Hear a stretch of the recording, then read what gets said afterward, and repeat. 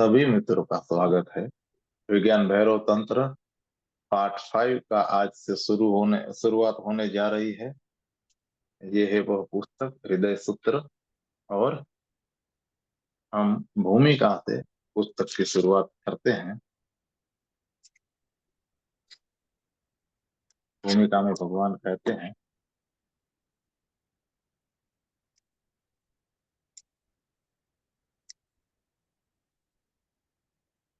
भूमिका का नाम है परिधि से केंद्र की ओर। जीवन बाहर से एक झंझावात है, एक अनवरत द्वंद, एक उपद्रव, एक संघर्ष। लेकिन ऐसा केवल सतह पर है। ऐसे सागर के ऊपर उन्मत्त और सतत संघर्षरत लहरें होती हैं। लेकिन यही सारा जीवन नहीं है। गहरे में एक केंद्र भी है, मौन, शांत, न कोई द्वंद, न कोई संघर्ष। केंद्र में जीवन एक मौन और शांत प्रवाह है, जैसे कोई सरिता बिना संघर्ष, बिना कलह, बिना शोरगुल से बस बह रही हो। उसे अंतस केंद्र की ही खोज है। तुम सतह के साथ, बाह्य के साथ तादात्म्य बना सकते हो, फिर संताप और विषाद गिर जाता है।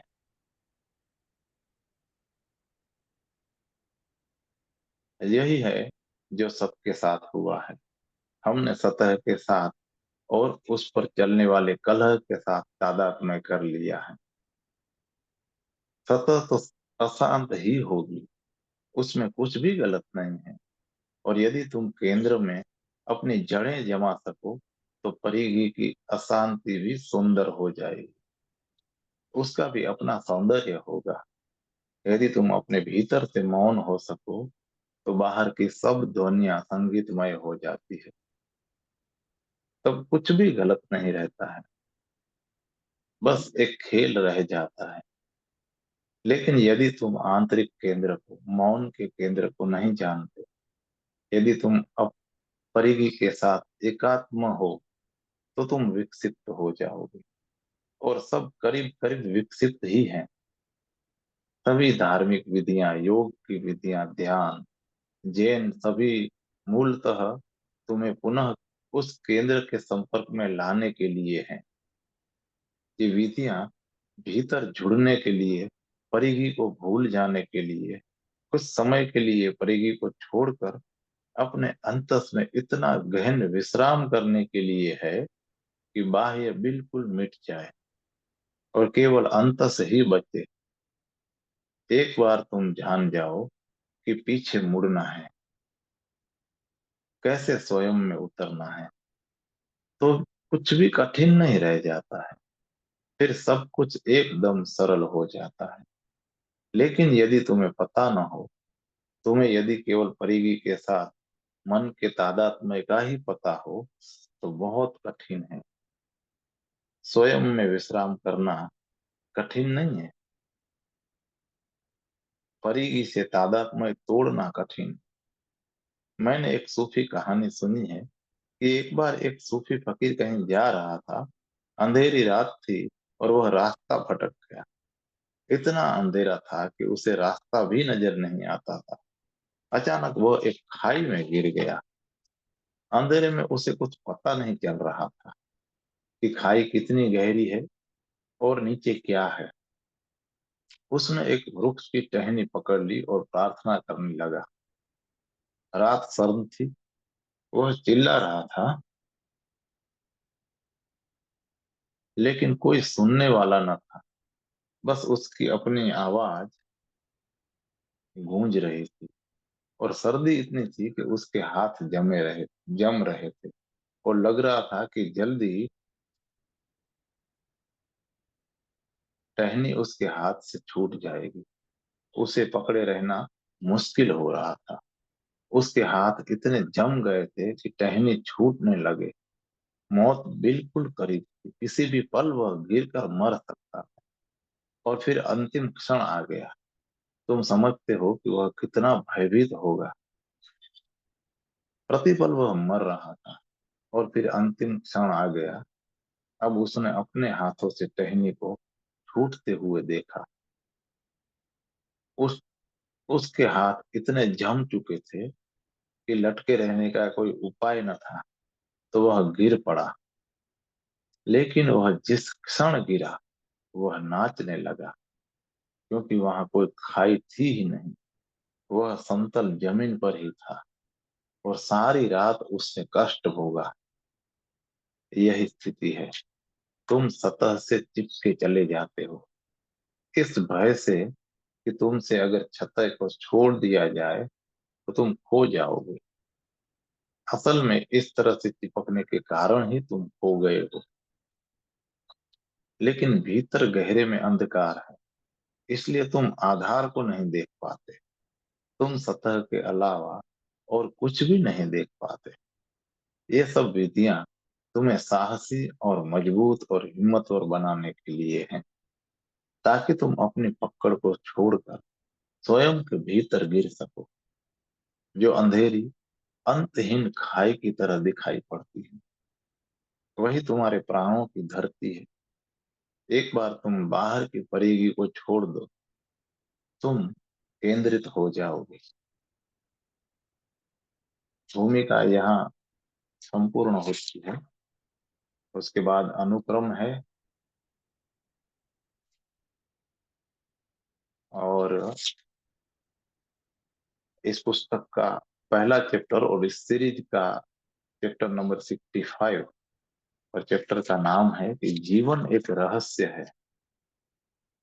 इस चैप्टर के कुछ सूत्र हैं कि चित्त को ऐसी अवाक्य सूक्ष्मता में अपने हृदय के ऊपर, नीचे और भीतर रखो। अपने वर्तमान रूप, दूसरा सूत्र है कि अपने वर्तमान रूप का कोई भी अंग असीमित रूप से विस्तृत जानो। तो भगवान कहते हैं कि जीवन कोई समस्या नहीं है, वरन वह एक रहस्य है। विज्ञान के लिए जीवन एक समस्या है, लेकिन धर्म के लिए विज्ञान एक रहस्य है। समस्या का समाधान हो सकता है, रहस्य का नहीं। उसे जिया जा सकता है, सुलझाया नहीं जा सकता। धर्म कोई समाधान नहीं देता, कोई उत्तर नहीं देता। विज्ञान के पास उत्तर हैं, धर्म के पास उत्तर नहीं है। यह मौलिक भेद है। और इससे पहले कि तुम धर्म को समझने का कोई भी प्रयास करो, धार्मिक मन और वैज्ञानिक मन के दृष्टिकोण के बीच इस मौलिक भेद को गहराई से समझ लेना बहुत जरूरी है। कि जब मैं कहता हूं कि विज्ञान जीवन को पहेली की तरह देखता है, जिसे सुलझाया जा सकता है, तो पूरा दृष्टिकोण बौद्धिक हो जाता है। फिर उसमें बुद्धि समाविष्ट होती है, तुम नहीं। तुम उससे बाहर रह जाते हो। मन ही व्याख्या करता है, मन ही सब संभालता है। मन ही निरीक्षण विश्लेषण करता है। मन विवाद और संदेह उठाता है, प्रयोग करता है। पर तुम्हारी समग्रता इससे बाहर ही रहती है। इसलिए यह बड़ी हैरानी की घटना घटती है। हो सकता है कि एक वैज्ञानिक, जहां तक उसके उसके शोध विभाग का प्रश्न है, बहुत विद्वान हो, परंतु आम जीवन में वह सबकी तरह सामान्य मनुष्य होगा। कोई विशेष नहीं, बस सामान्य। अपने ज्ञान की शाखा में वह एक प्रतिभावान व्यक्ति हो सकता है, लेकिन जीवन में वह बस सामान्य है। विज्ञान केवल तुम्हारी बुद्धि को सम्मिलित करता है, तुम्हारी समग्रता को नहीं। बुद्धि के एक पास बुद्धि के पास हिंसा है। बुद्धि आक्रामक होती है, और यही कारण है कि बहुत कम स्त्रियां वैज्ञानिक हो पाती हैं। आक्रामकता उनके लिए स्वाभाविक नहीं है। बुद्ध बुद्धि पुरुषोचित होती है, वह आक्रामक होती है, और यही कारण है कि पुरुष अधिक वैज्ञानिक और स्त्री अधिक धार्मिक होती है। बुद्धि काटने का, विभाजन करने का, विश्लेषण करने का प्रयास करती है। और जब तुम किसी जीवित चीज को काटते हो, तो उसमें से जीवन विदा हो जाता है। केवल मुर्दा अंग तुम्हारे हाथों में रह जाते हैं। इसलिए विज्ञान कभी जीवन को नहीं छू पाता है। वस्तुतः जो कुछ भी वह छूता है वह मृत हो जाता है। जब विज्ञान कहता है कि कोई आत्मा नहीं है या कोई परमात्मा नहीं है, तो यह अर्थपूर्ण है। इसलिए नहीं कि आत्मा नहीं है या परमात्मा नहीं है, बल्कि इसलिए कि उससे पता चलता है कि वैज्ञानिक दृष्टिकोण ऐसा ही है कि वह कहीं भी जीवन को नहीं छू सकता है। जहां भी विज्ञान छूता है, मृत्यु घट जाती है। विभाजन, विश्लेषण और विच्छेदन की विधि से ही, विच्छेदन के दृष्टिकोण से ही जीवन बाहर छूट जाता है। एक बात कि बुद्धि हिंसक और आक्रामक है, इसलिए बुद्धि के द्वारा अंतिम परिणाम मृत्यु ही हो सकती है, जीवन नहीं। बुद्धि आंशिक है, समग्र नहीं। जीवन एक इकाई है। तुम इसे विश्लेषण से जान सकते हो। जितना ही उच्चतर संश्लेषण होगा, उतने ही उच्चतर जीवन का विकास होता है। परमात्मा परम संश्लेषण है, परिपूर्ण इकाई है, अस्तित्व की पूर्णता है। परमात्मा कोई पहली नहीं, वरन अस्तित्व का एक परम संश्लेषण है, और पदार्थ अस्तित्व का परम विश्लेषण है। तो विज्ञान अंततः आणविक भौतिकता पर पहुंच जाता है, और धर्म ब्रह्मांडीय चेतना पर। विज्ञान अंतिम निम्न तल की ओर गति करता है, और धर्म उच्च तल की ओर उठता है। दोनों विपरीत आयामों में गति करते हैं। तो विज्ञान हर चीज को समस्या में बदल लेता है, क्योंकि यदि वैज्ञानिक तरीके से कुछ सुलझाना हो, तो पहले यह निश्चित करना पड़ता है कि वह समस्या है भी या नहीं। धर्म रहस्य को आधार बनाता है। कहीं कोई समस्या नहीं है, जीवन कोई समस्या नहीं है।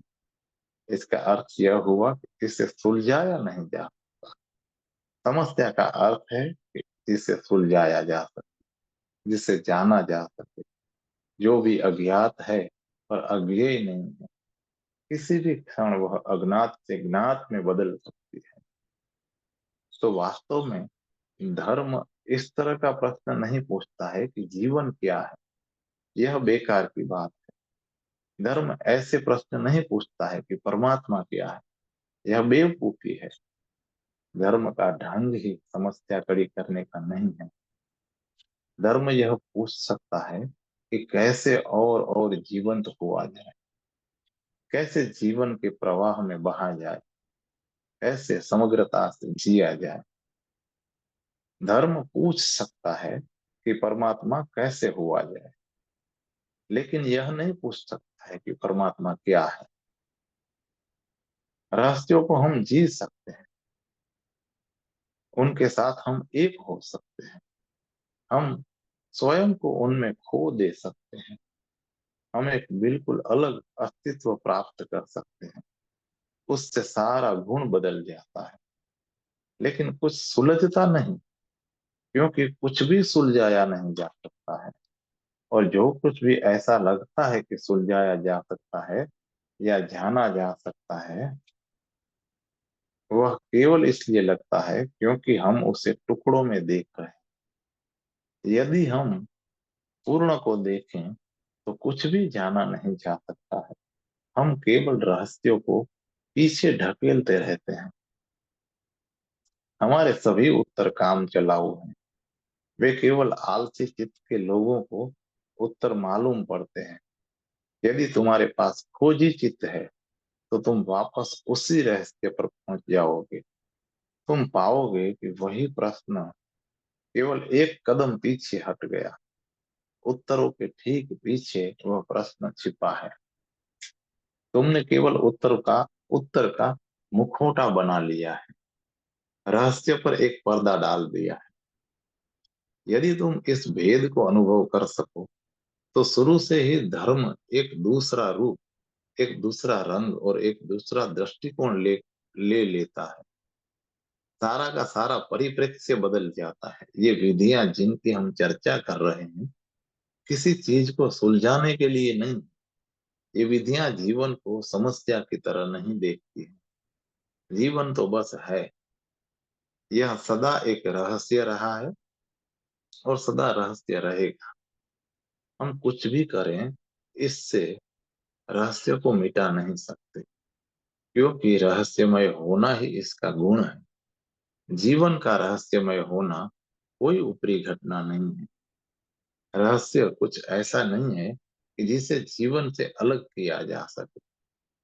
यह तो स्वयं जीवन है।